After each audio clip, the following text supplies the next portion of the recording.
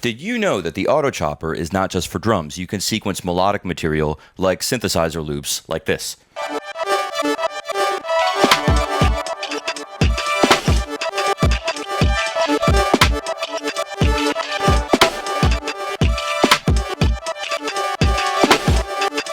Here's how it works. Here's the sauce. I went into the Vision Magnet sample pack, and it has a bunch of these Prophet 6 and Space Echo samples, both as sequences and as one-shots. So I went into the one-shots folder, and I just dragged in a couple of these E minor little things. And you could hear them. They're just little blips of melody.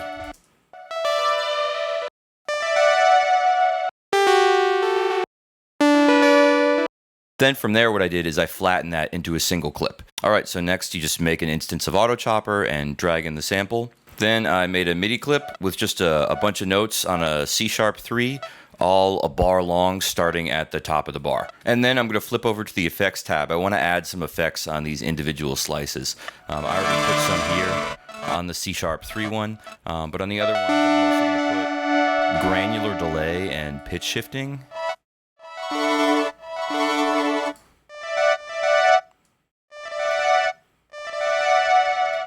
Okay, now I want to set up the arpeggiator. First, I'm going to turn it on. Then I'm going to put the pattern to random. Then I'm going to put the mode to slice length mode.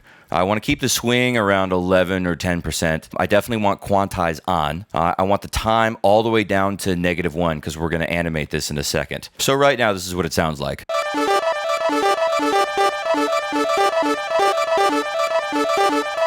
And next, what we're going to do is use some of the modulation parameters here to turn knobs for us and introduce some variety into what's happening in the playback, which is a lot of the point of this kind of thing. So first, we're going to go to envelope 2, set that to loop. I'm going to keep the rate actually right about here at 72. And we want to just adjust the envelope itself so it has this kind of like triangle looking shape to it. And then we're going to map that to the decay time of the amplitude envelope and set the bass control here fairly low. And let's just see how this sounds in a second.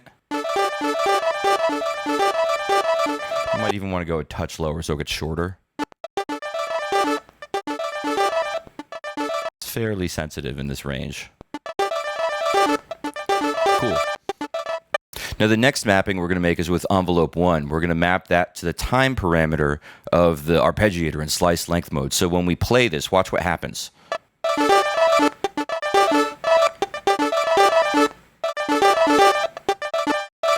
It's opening up this time parameter, so we're not just getting straight 16ths anymore. And you could adjust the depth on this so it breaks it up in different ways, or you could adjust the bass time here. That's going to be more off the beat and kind of syncopated, but what I want to happen is every time it re-triggers, I want it to stop playing straight 16th notes and put a little bit of a gap, because ultimately there's probably going to be a drum hit there that we want to make some space for. Next, we're going to map LFO2. I want to put it in time mode on 8th note subdivision, and then I'm going to put the sample and hold setting at about 90-something, 92%, let's say. So we get this kind of funky LFO curve, and then we're going to map this to the sustain portion of the amp envelope.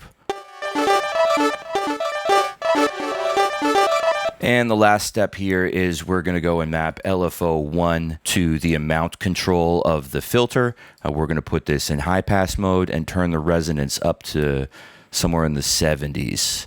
See how this sounds.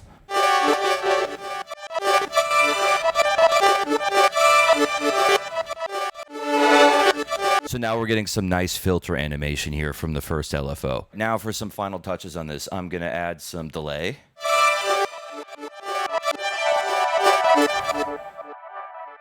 And also I'm going to compress it a bit. Very lightly. Then to just bring this home, I added a kick drum loop from our UKG pack. I added a top loop from that same UKG pack. I'm using snare drums from the Dust DMG pack. And of course the AUTOCHOPPER. Here's all that together.